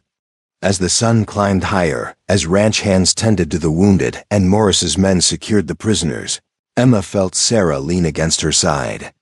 She wrapped her arm around her daughter, holding tight. They'd survived. Again. Against impossible odds. They'd survived. But more than that, they'd won. The truth was out there now, carried by 12 riders in 12 directions. Unstoppable and devastating. Victor Dalton's empire was crumbling. And Emma Crawford had been the spark that lit the fire. 3 weeks later, Emma stood on a hill overlooking what remained of her property, watching workers rebuild the house that had burned to the ground. The territorial governor himself had authorized the construction funds. Part of his public apology to the families Dalton had victimized. The scandal had exploded exactly as Walt predicted. Within 48 hours of the riders departing, newspapers across 3 territories were running front-page stories about Victor Dalton's systematic land fraud. The evidence Cole had gathered proved irrefutable forged documents, falsified foreclosures, bribed officials, and at least 8 deaths that could now be investigated as murders rather than accidents. Dalton had been arrested trying to flee to Mexico. Judge Harrington resigned in disgrace before he could be formally charged. Fletcher and his surviving men faced trial for attempted murder, arson, and conspiracy. The territorial government had frozen all of Dalton's assets, pending investigation. And it appeared most of his fortune would go toward compensating his victims. "Looks like they're making good progress," Cole said. Walking up beside Emma, he moved easier now, his wounds healing cleanly thanks to Martha Brennan's dedicated nursing. He'd spent the past 3 weeks giving testimony to investigators, journalists, and prosecutors, anyone who would listen to the full scope of Dalton's crimes. "It's strange," Emma said. "I spent 3 years fighting to keep that house, and now that it's gone, I realize it was never really about the building. It was about having something of Thomas's left. Something that proved our life together was real." And now, Emma smiled. "Now I understand that what Thomas left me wasn't a house. It was strength, courage, the ability to stand up when everything tells you to fall down. That's what I've been protecting.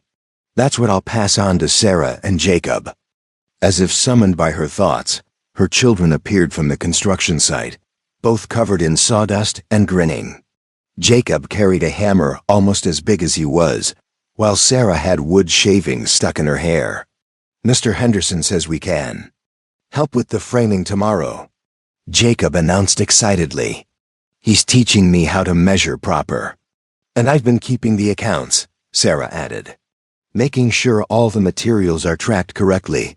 Mr. Henderson says I've got a head for numbers." Emma's heart swelled watching them, no longer the 12 frightened, half-starved children who dragged a dying stranger from the desert, but confident young people discovering their own capabilities. Sheriff Morris rode up the hill, dismounting with a folder tucked under his arm. "Mrs. Crawford, Mackenzie, got some news from Phoenix you'll want to hear." "Good news or bad?" Emma asked. "Depends on your perspective," Morris replied, handing her the folder. "That's the deed to your property clear title, no liens, no mortgages. The territorial government forgave your debt as part of the restitution package. You own this land free and clear now, plus they're compensating you for the house and livestock you lost." Emma stared at the document, barely comprehending. Free and clear. No more debts hanging over her head, no more threats of foreclosure, no more desperate calculations about whether they could afford food or medicine. "There's more," Morris continued. "The governor wants to meet with you next month. Something about a position on a new commission he's forming oversight of property disputes and foreclosure proceedings. He figures someone who lived through Dalton's scheme would know how to spot the warning signs in the future." "Me, on a government commission?"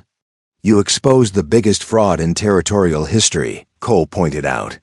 "Who better to help prevent it from happening again?" Morris nodded. "Territory needs people with integrity and experience. You've proven you've got both." He turned to Cole.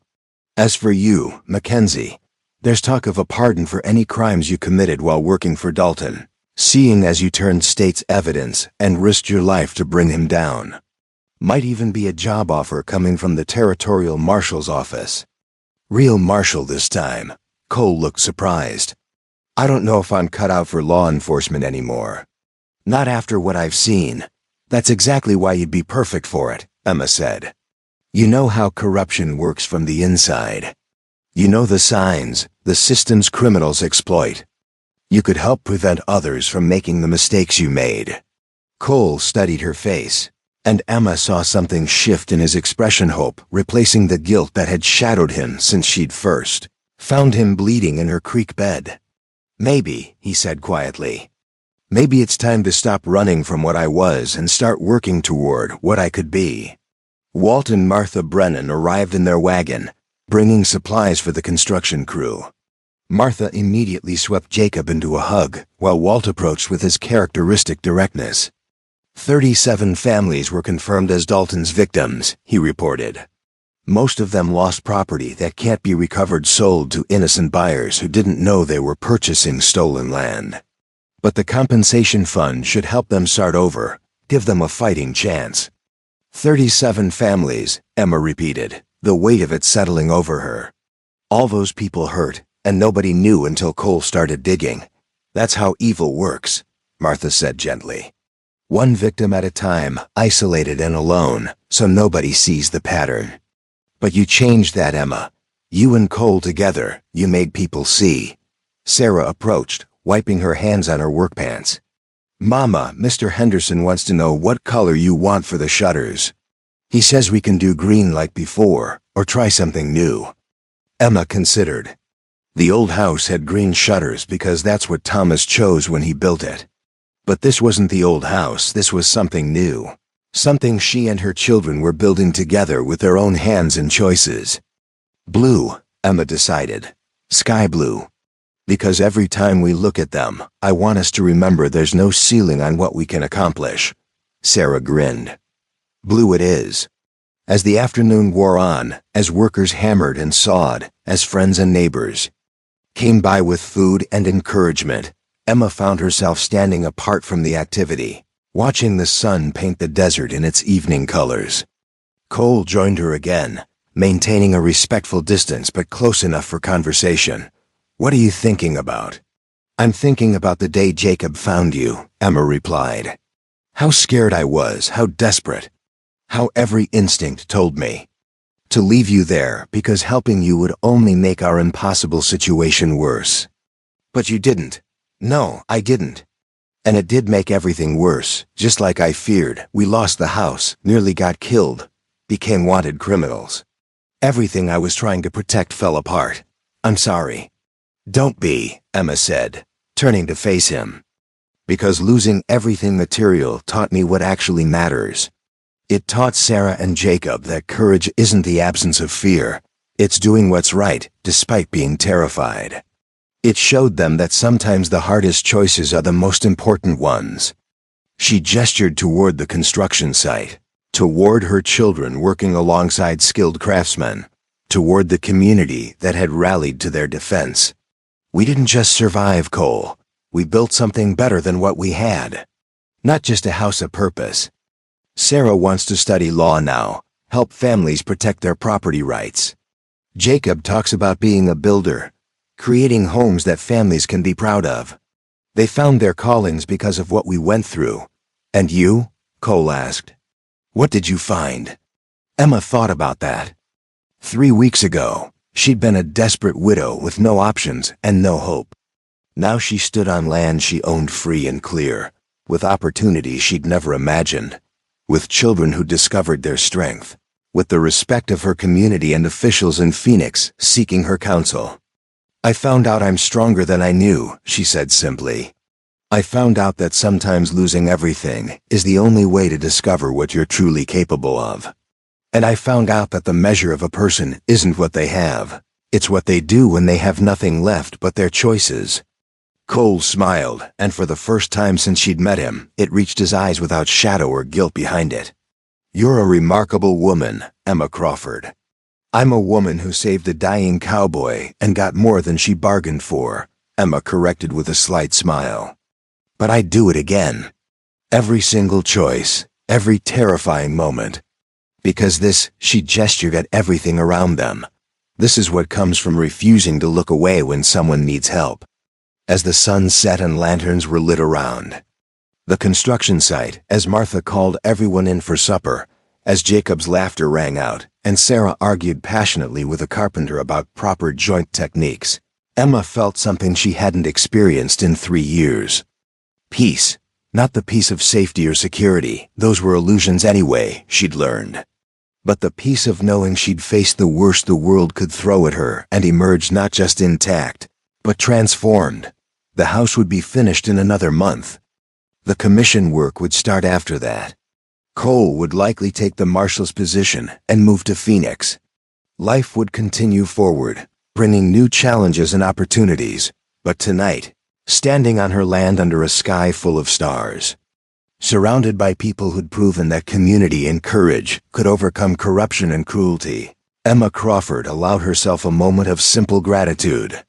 She'd saved a dying cowboy, and in doing so, she'd saved herself. Up next, you've got 2 more standout stories right on your screen.